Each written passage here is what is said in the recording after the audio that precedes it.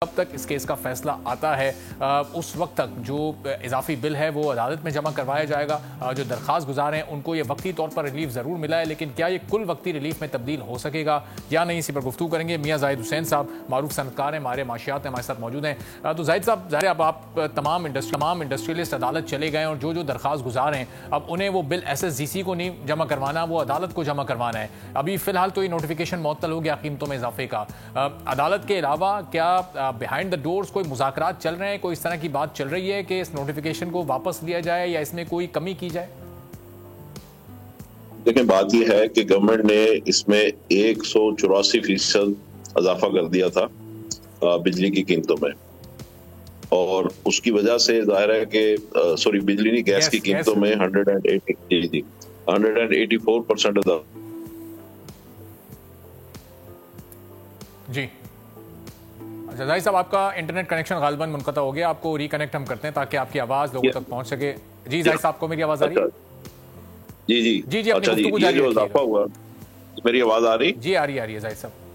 हाँ, अच्छा, अब ये जो इजाफा हुआ उसकी वजह से कॉस्ट ऑफ डूइंग बिजनेस जो है वो बेतहाशा बढ़ गई, और फिर उसमें RLNG का इजाफा मिला के और ये बनता है कोई तकरीबन 3 गुना इजाफा हो गया बिजली की गैस की कीमतों में। यानी पहले जो गैस मिल रही थी लोगों को वो 1100 के रेट से मिल रही थी, और अब जो न्यू फार्मूला आया उस हिसाब से अब उनको कोई ये 3200-3300 रुपए में ये गैस मिलेगी। तो इसके नतीजे में आप अंदाजा लगा सकते हैं कि हमारी कॉस्ट ऑफ डूइंग बिजनेस कितनी बढ़ेगी, और हम इनकॉम्पिटिटिव हो चुके हैं ऑलरेडी। फिर इसी रफ्तार से जब उसी गैस से जब बिजली बनती है तो बिजली की कीमतों में भी आपने देखा कभी 5 रुपए इजाफा हो रहा है, कभी 6 रुपए इजाफा हो रहा है, और फिर अभी ये मजीद एक इतला आई थी कि जी अभी गैस की कीमतों में मजीद भी इजाफा होने जा रहा है। तो ये सारी जो सिचुएशन है उसमें जाहिर है कि कोई कॉस्टिंग नहीं हो सकती, लोग अपनी फिजिबिलिटी नहीं बना सकते और उसमें एक्सपोर्ट नहीं हो सकती। ये सूरत हाल है। इसमें फिर जाहिर है कि लोग मजबूर हुए और वो अदालत गए। अब अदालत से उनको स्टे ऑर्डर तो मिल गया है, लेकिन ये कि जो डिफरेंशियल अमाउंट है वो उन्होंने कोर्ट में जमा कराना है। तो दूसरे लफ्जों में इसका मतलब ये है कि ये कोई खास रिलीफ नहीं है बिजनेस कम्युनिटी को। ये पैसे तो उन्हें देने ही पड़ेंगे, वो अदालत में जमा कराएं या उसको गैस कंपनी को जमा कराएं। अल्टीमेटली ये पैसे उनकी जेब से जा रहे हैं और उनको इसी जो बढ़ी हुई कीमत है उसके हिसाब से ही अपनी कॉस्टिंग करनी होगी, क्योंकि कोई पता नहीं कि कल को अदालत जो है वो फिर इनसे कहे कि जी ये पैसे आप जमा कराएं। तो मैं समझता हूं कि ये कोई रिलीफ नहीं है, लेकिन ये कि हुकूमत से हमें क्या रिलीफ मिल सकता है। हुकूमत की भी अपनी मजबूरियां IMF के प्रोग्राम में है, और IMF का प्रोग्राम भी हमें अलाउ नहीं करता कि हम गैस जो है उसको, और फिर ये कि गैस के जो ज़खायर हैं वो तकरीबन 8-9% सालाना के हिसाब से हमारे गैस के जो इंडिजिनस गैस है वो डिप्लीट हो रहे हैं। तो इस सारी सिचुएशन में जाहिर है कि आपको इंपोर्टेड गैस पे जाना है, उसकी कीमत को भी आपने मद्देनजर रखना है, उसको सस्ता आप बेच नहीं सकते हैं। लोकल गैस आपकी रोज बरोज कम होती चली जा रही है। असल बात यह है कि इसमें स्ट्रक्चरल इश्यूज हैं जिनको आपको एड्रेस करना होगा। सतही इक़दाम से ये चीजें हल नहीं होंगी। हमारे जो इदारे हैं, ये गैस के इदारे हों, ये तकरीबन 400-500 अरब रुपए साल का लॉस करते हैं। बिजली के इदारे तकरीबन 1000 अरब रुपए साल का लॉस करते हैं। इन इदारों को जब तक आप प्राइवेटाइज नहीं करेंगे उस वक्त तक आपके ये गैस और बिजली के मसाइल जो हैं, इनकी कीमतों के मसाइल, ये हल नहीं होंगे, और इसको प्रोफेशनली आपको रिजॉल्व करना होगा। अदरवाइज आप कोर्ट चले जाएंगे, कोर्ट से फिर आप IMF का प्रोग्राम, फिर उसके बाद गवर्नमेंट, और गवर्नमेंट की अपनी मजबूरियां, फिर इम्पोर्टेड तो जाहिद साहब, जाहिर है ये तो एक लॉन्ग टर्म आपने सोल्यूशन बताया। अभी तो जो ट्रेडर्स के सामने एक शॉर्ट टर्म सोल्यूशन था वो ये था कि कोर्ट जाएं। अब अगर ये इजाफी पैसे गवर्नमेंट को पे कर दिए जाते फिर तो ये इनकी वापसी की कोई सूरत हाल बनती नहीं। कम से कम कोर्ट जाकर इस हद तक तो रिलीफ है कि अगर फैसला ट्रेडर्स के हक में आता है तो कम से कम ये रकम वापस तो मिल सकती है। हुकूमत की जेब में जाके तो वापस नहीं समझता।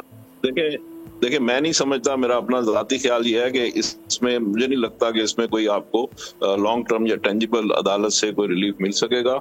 एंड ऑफ द डे ये पेमेंट आपको करनी पड़ेगी, और इसीलिए अदालत में ये पैसे जमा कराए जा रहे हैं। तो क्योंकि अभी अदालत ने इस चीज को समझना है कि एक्चुअल इशू है क्या, और इस वजह से उन्होंने एक टेम्परेरी रिलीफ की ये शक्ल निकाली है कि आप पैसे अदालत में जमा करा दें।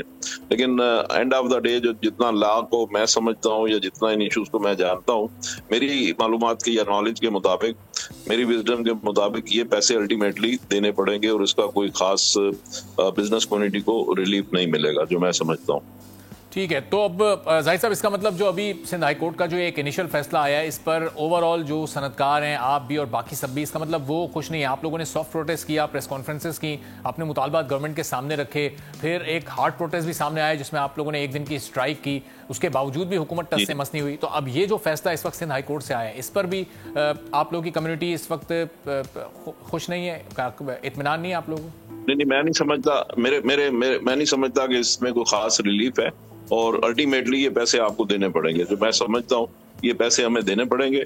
और हमें चाहिए कि गवर्नमेंट को एंगेज करें और उनकी जो कॉस्ट ऑफ डूइंग बिजनेस है उसको कम करने के लिए मुतबादल फार्मूलाज बनाएं। उसके लिए हमें असल में जो हम गैस देते हैं बिजली की जनरेशन के लिए, हमें बिजली को जनरेशन के लिए हमें जाना चाहिए सोलर के ऊपर, हमें जाना चाहिए विंड के ऊपर, ताकि हमारे मुल्क में जो बिजली सरप्लस है वो सस्ती भी हो।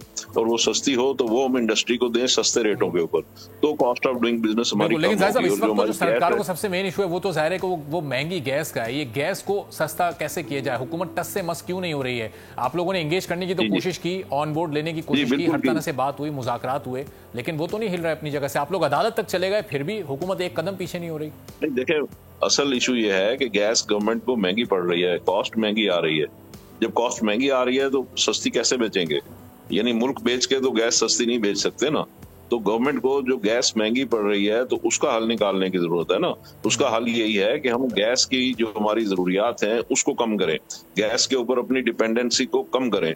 और वो डिपेंडेंसी इसलिए है कि हम गैस से बिजली बना रहे हैं। मैं ये गुजारिश करने की कोशिश कर रहा हूँ कि जब हम गैस से बिजली बना रहे हैं, कैप्टिव पावर के लिए उसको हम यूज कर रहे हैं, तो जब गैस महंगी होगी तो फिर ज़ाहिर है वो कैप्टिव पावर भी महंगी हो जाएगी। तो हमें बिजली के मुतबादल जराए इस्तेमाल करना चाहिए। हम गैस जो है वो बॉयलर के यूज में कम इस्तेमाल हो रही है, बिजली बनाने के लिए ज्यादा यूज हो रही है। तो जो बिजली बनाने के लिए हम गैस है वो हमें बिजली ही डायरेक्ट बना लेना, उससे अपना सन से बिजली बनाए, विंड से बिजली बनाए, सस्ती बिजली बनाए, ताकि गैस को बिजली को बनाने के लिए इस्तेमाल करने की नौबत ना आए। तो उससे ये होगा कि अगर आप देखें ना, एक इंटरनेशनल प्राइस है गैस की, वो इंटरनेशनल प्राइस से सस्ती आप कैसे गैस बेच सकते हैं? इसलिए और फिर वो महंगी गैस खरीद के हमें उससे बिजली ही बनानी है। सनतकार भी जो गैस इस्तेमाल करते हैं वो बिजली बनाने के लिए ज्यादातर इस्तेमाल करते हैं। तो इसलिए हमें चाहिए कि हम बिजली ही बनाएं, और विंड से, सोलर से, और बिजली हम फर्नेस ऑयल से ना बनाएं। तो जब हम बनाएंगे तो हमारी जो एनर्जी बास्केट है उसको हमें ठीक करने की जरूरत है और हमें सही स्ट्रेटजीज बनाने की जरूरत है। ठीक है, अब तो जाहिद साहब इसका मतलब कि फिर अगले चंद माह में या एक आध साल में तो इस मसले का कोई हल नजर नहीं आ रहा, क्योंकि ये गैस तो इसी तरह महंगी होती रहेगी। अब देखें, आज ही की अभी खबर जो मैंने आपसे शेयर की कि LNG की कीमत में अभी 10% मजीद इजाफा हुआ है। तो फिर ये सनतकारों के लिए तो मुश्किलात ये बढ़ती रहेंगी, चूंकि ये गैस के अगर आपको कोई नए ऑल्टरनेट आपको हल सोचने हैं जो आप अभी तजवीज़ दे रहे हैं, ये तो कहीं कोई शॉर्ट टर्म प्लान नहीं है इसमें। तो नहीं, देखें, बिजली तो हम अगर आप सोलर बनाते हैं तो 3 महीने में बन जाएगी, विंड बनाते हैं तो 3 महीने में बन जाएगी। असल इशू ये है कि हमारी बिजली में चोरी है, हमारी बिजली में लाइन लॉसेज हैं, हमारे जो ग्रिड है, ग्रिड से बिजली चोरी हो जाती है, लाइन लॉसेज में जाया हो जाती है। आप जितनी मर्जी बिजली बना लें, लाइन लॉसेज में जाया हो जाती है। उस चीज को हमें ठीक करने की जरूरत है। और बिजली हमारी यानी इंडस्ट्री को हमें बिजली पे शिफ्ट करने की जरूरत है, बिजली के सिस्टम को ठीक करने की जरूरत है, गैस के ऊपर जो डिपेंडेंसी है हमारी उसको कम करने की जरूरत है। तो इस तरीके से हमारी देखें ना, सोलर बिजली अगर आप बनाते हैं, सोलर पावर तो आपकी इंडिजिनस होगी, उसका इंटरनेशनल जो कीमतों में उतार चढ़ाव होता है उसका असर सोलर पे नहीं पड़ेगा, उसका असर विंड पे नहीं पड़ेगा। तो इस तरीके से जो आप बिजली बनाएंगे वो आपकी इंडिजिनस बिजली होगी, वो आपकी सस्ती बिजली होगी। और अगर आप फ्यूल पे, फॉसिल फ्यूल से अगर आप बिजली बनाते हैं वो फिर इंटरनेशनल मार्केट से लिंक होगी। तो इसलिए आपको इंडिजिनस जराए पे जाना होगा ताकि आपकी बिजली की कॉस्ट कम हो। और जाहिर इसके लिए हमें बड़े प्लांट्स लगाने पड़ेंगे, बड़ी इन्वेस्टमेंट की जरूरत पड़ेगी, यानी कोई बैरूनी सरमायाकारी लानी पड़ेगी, या फिर ये जो हमारी इस वक्त लोकल इकोनॉमी की सिचुएशन है ये इसी में मैनेजेबल है? जी, इसका भी मैं बताता हूँ। 24 अरब डॉलर की हम पेट्रोलियम इंपोर्ट करते हैं इस वक्त, तो उसमें से 4-5 अरब डॉलर भी अगर आप इधर शिफ्ट कर देते हैं सोलर के लिए तो वो आपकी उधर से बचत हो जाएगी और वही रकम आप इधर इन्वेस्ट कर देंगे और इस तरीके से आपकी बिजली जो है वो इंडिजिनस बिजली बनना शुरू हो जाएगी। तो असल बात तो यह है कि आपको अपने ये प्रायोरिटीज को ठीक करने की जरूरत है कि 24 अरब डॉलर की एनर्जी इंपोर्ट करने की बजाय आप उसी में से कुछ रकम डाइवर्ट करके और आप सोलर और विंड पे शिफ्ट करते हैं तो आपका एनर्जी बिल भी कम हो जाएगा इंपोर्ट का, और आपकी लोकल बिजली बननी शुरू हो जाएगी जो सस्ती होगी। तो जो IPPs का जहां तक ताल्लुक है, उन्हें भी हम कैपेसिटी पेमेंट करके से हमारे पास जो पेमेंट सरप्लस होगी जो हम डाइवर्ट करेंगे इंपोर्ट बिल की तरफ से, उससे हम IPPs जो हैं उनको हम खरीद सकते हैं, उनको खरीद के हम अपनी मर्जी से इस्तेमाल कर सकते हैं। ऑयल इंपोर्ट के बिल में आप कमी की बात कर रहे हैं, तो फिर पाकिस्तान में फिर तो ऑयल प्रोडक्ट्स का बहरान ना पैदा हो जाए, उससे एक नई बहरानी कैफियत ना पैदा हो जाए।